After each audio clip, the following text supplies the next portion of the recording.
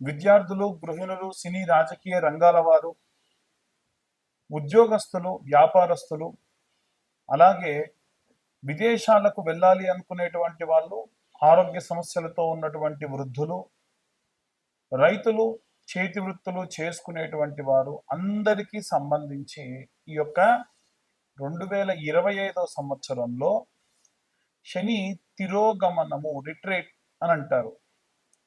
అది జూలై 13వ తారీఖు నుండి ప్రారంభమవుతుంది. గతంలోనే ఈ యొక్క వీడియో జరిగే నాటికి ఒక ఫైర్ యాక్సిడెంట్ జరిగింది.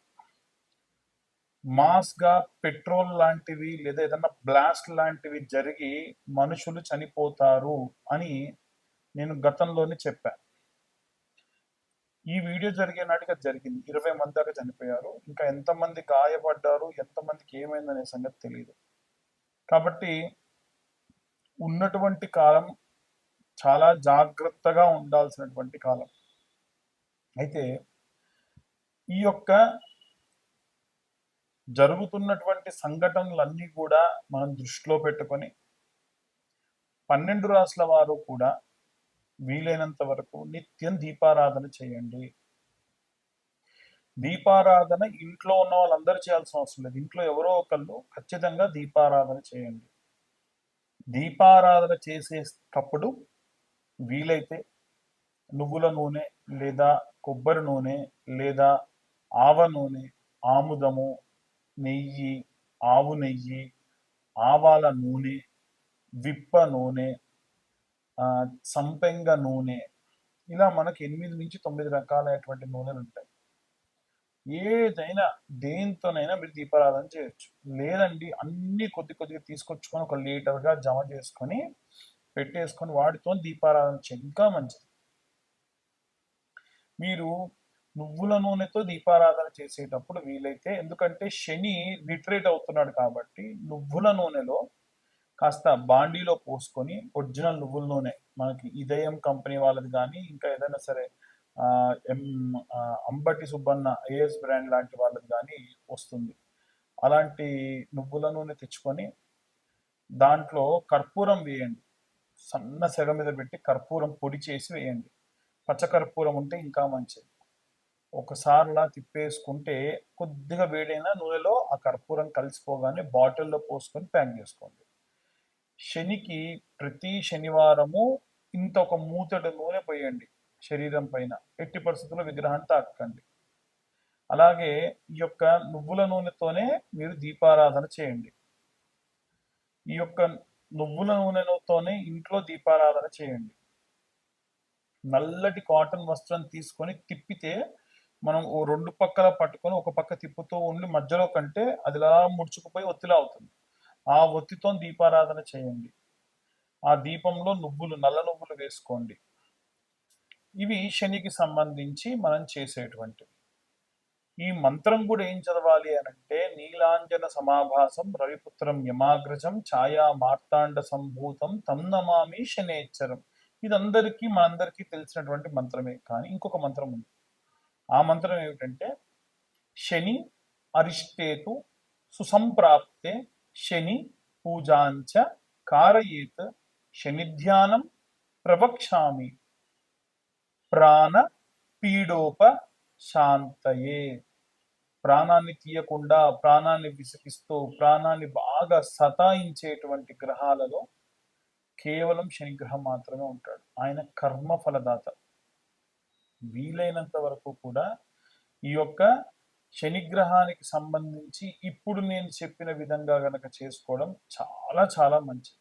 ఇప్పుడు నేను చెప్పిన మంత్రం రోజు కూడా 11 మార్లు చదివినా చాలా మంచిది.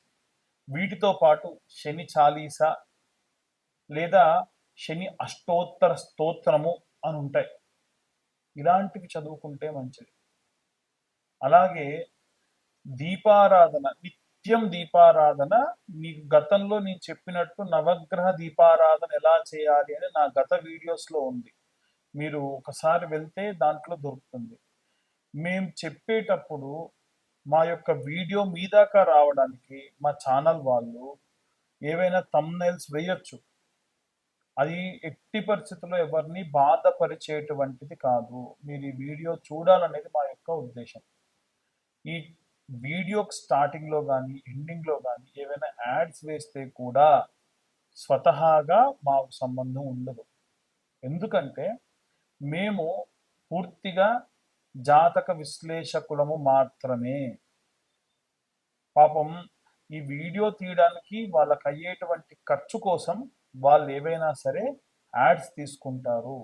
దానికి అర్చకులకి లేదా మాకు ఈ చెప్పేటువంటి జ్యోతిష్యులకి సంబంధం లేదు. చాలామంది వ్యక్తిగతంగా దూషిస్తున్నారు ఫోన్ చేసి. అన్యథా భావించరాదు. మీరు మమ్మల్ని తిట్టినా మా తప్పు లేనప్పుడు తిడితే అది మీకే వస్తుంది. వీలైనంత వరకు నలుగురు బాగుండాలి, అందులో నేనుండాలి అని కోరుకుంటూ ఉంటాం.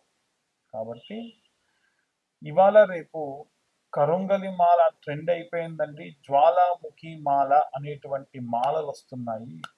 ఈ మాల గురించి చెప్తారా అని అడుగుతూ ఉన్నారు. జ్వాలాముఖి మాల అంటే మనకి లావా వచ్చినప్పుడు అది పొంగి రాళ్లపై పడి చల్లారిన తర్వాతకి ఆ రాళ్ళన్నీ కూడా నల్లగా బొక్కలు పడిపోయిన రాళ్ళలాగా తయారవుతాయి. అలాంటి జ్వాలాముఖి మాలలు మన దగ్గర కూడా ఉన్నాయి. ప్రత్యేకంగా బెంగళూరు నుంచి, తమిళనాడు నుంచి ఈ యొక్క మాలలు తెప్పిస్తున్నాం. ఆసక్తి కలవారు ఎవరైనా సరే కింద ఉన్న నెంబర్కు కాంటాక్ట్ చేయొచ్చు. ఇవి పూర్తిగా కేవలం మన ఛానల్ వాళ్ళకు మాత్రమే 1116లకు ఇస్తున్నాం. ఏమిటి తేడా కరుంగలి మాలకి జ్వాలాముఖి మాలకి అని అడుగుతూ ఉన్నారు. కరుంగలి మాల నియమాలు ఉంటాయి. అది వేసుకొని పడుకోకూడదు, అది వేసుకొని మైథునం చేయొద్దు. మైథునం అంటే భార్యాభర్తలు కలవద్దు, అది వేసుకొని మాంసం తినొద్దు, అది వేసుకొని మందు తాగొద్దు, అది వేసుకొని మలమూత్ర విసర్జన చేయొద్దు అని. ఈ యొక్క జ్వాలాముఖి మాలకు అలాంటి నియమాలు లేవు. కేవలం మలమూత్ర విసర్జన చేయొద్దు అంతే తప్ప ఎప్పుడు వేసుకోవచ్చు. అది ఎందుకు అంటే ఎవరైనా బాణామతి చేశారు, ఎవరైనా చెల్లంగి లాంటివి చేశారు, ఎవరైనా చెదురుబాటు చేశారు, ఎవరైనా సరే చాతబడి చేశారు, ఎవరైనా గాలి ధూళి ఉంటే అలాంటివి ఏవైనా సరే వస్తున్నాయి, ఎవరైనా పరయంత్ర పరమంత్ర పరతంత్ర పరంగా ఉన్నటువంటివి ఏవైనా చేసి ఉన్నారు, ఇలాంటివి పోవాలి అంటే ఈ యొక్క జ్వాలాముఖి మాల సహాయపడుతుంది. మేము చెప్పేటువంటి జ్యోతిష్యపరమైనటువంటివన్నీ కూడా గోచార రీత్యా చెబుతున్నాము. ఎవ్వరికి కూడా పర్సనల్గా పుచ్చి మీకు ఇదే జరుగుతుంది అని చెప్పము. అలా మీకు మీ పర్సనల్ జాతకంలో మీకు ఏమేం కావాలనుకున్నా సరే మీ పేరు, date of birth, time, place ఉంటే కింద ఉన్న నెంబర్కి వాట్సాప్ చేయండి. 2025 రూపాయలు తీసుకొని 3 గంటలు కష్టపడి మీకు 60 నుండి 70 పేజీల్లో జాతకం అందిస్తాం. ఆసక్తి కలవారు కింద ఉన్న నెంబర్కి కాంటాక్ట్ చేయొచ్చు. సర్వే జనా సుఖినో భవంతు. స్వస్తి. శ్రీమాత్రే నమః. శ్రీ గురుభ్యో నమః. తదుపరి ధనుసు రాశి. ధనుసు రాశి వారికి సంబంధించి ఈ యొక్క శని తిరోగమన కాలమునందు జూలై 13వ తారీఖు నుండి చూసుకుంటే నవంబర్ 24వ తారీఖు వరకు కూడా శని తిరోగమిస్తూ ఈ యొక్క రాహుగ్రహంతో పాటు సంచరించడం జరుగుతుంది. ఇది ప్రత్యేకమైనటువంటి పరిస్థితులు నెలకొనేట్టుగా చేస్తుంది. ఎందుకంటే వీరికి తృతీయ స్థానం, చతుర్థ స్థానం రెండిట్లో కూడా పాపగ్రహ సంచారమే ఉంది. శని తిరోగమించినా సరే అది మీనరాశి మీద ప్రభావం ఎలా చూపిస్తుందో ఈ యొక్క ధనుస్సు రాశి వారి మీద కూడా ప్రభావం చూపిస్తుంది. ఎందుకంటే మీనముకు ధనుస్సుకు గురువు రాశి అధిపతి. మీకు గురువు వక్రంలో ఉన్నాడు. అసలు ఇప్పుడు ఉన్నటువంటి గోచారంలో గురు వక్రంలో ఉన్నాడు.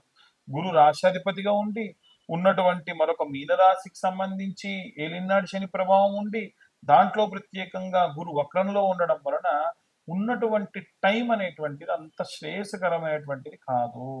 అలాగే 4వ స్థానం మీ యొక్క ఆచార వ్యవహారాలు, హెరిడిటీ అన్నారు. దాన్ని ఏమంటారంటే వంశపారంపర్యంగా వస్తున్నటువంటి ఆచార వ్యవహారాలకు సంబంధించినటువంటిది. వాటిలో భంగం కలగడం, మీకు ఏదైనా చెడ్డ పేరు రావడము. అలాగే 7వ స్థానం నందు మీ యొక్క భార్యకు సంబంధించి ఏదైనా సరే మీకు ఉన్నటువంటి ఈ యొక్క పార్ట్నర్ కి సంబంధించినటువంటి విషయము, తీసుకునేటువంటి నిర్ణయాలు మీ యొక్క వ్యాపార భాగస్వామితో కానీ జీవిత భాగస్వామితో గాని జాగ్రత్తగా తీసుకోండి. ట్రాన్స్‌పరెన్సీ మెయింటైన్ చేయండి. గురువు అష్టమ స్థానంలో ఉండడం వలన మీ యొక్క భాగస్వామ్యుల నుండి మీకొచ్చేటువంటి ఫండింగ్ కానివ్వండి, ఇవన్నీ కూడా ప్రత్యేకమైనటువంటివిగా మనం భావించవచ్చు. నవమ స్థానం నందు హైయర్ ఎడ్యుకేషన్, డివోషనల్‌కి సంబంధించిన ట్రావెలింగ్‌కి సంబంధించి బుధుడు వక్రంలో ఉన్నా సరే, వ్యాపార నిమిత్తమై ప్రయాణం చేస్తూ డివోషనల్‌గా కూడా మీరు ట్రావెల్ చేస్తారు. దశమ స్థానంలో మాత్రము కుజుడు మరియు కేతు గ్రహం యొక్క సంచారం ఉంది. ఇది మీ ఇమేజ్‌కి సంబంధించి డ్యామేజ్, కెరీర్‌కి సంబంధించి డ్యామేజ్. కాబట్టి ఎందుకంటే కుజుడు, కేతు 2 కూడా పాపగ్రహాలు. అది కూడా కలయిక అంత శ్రేయస్కరం కాదు.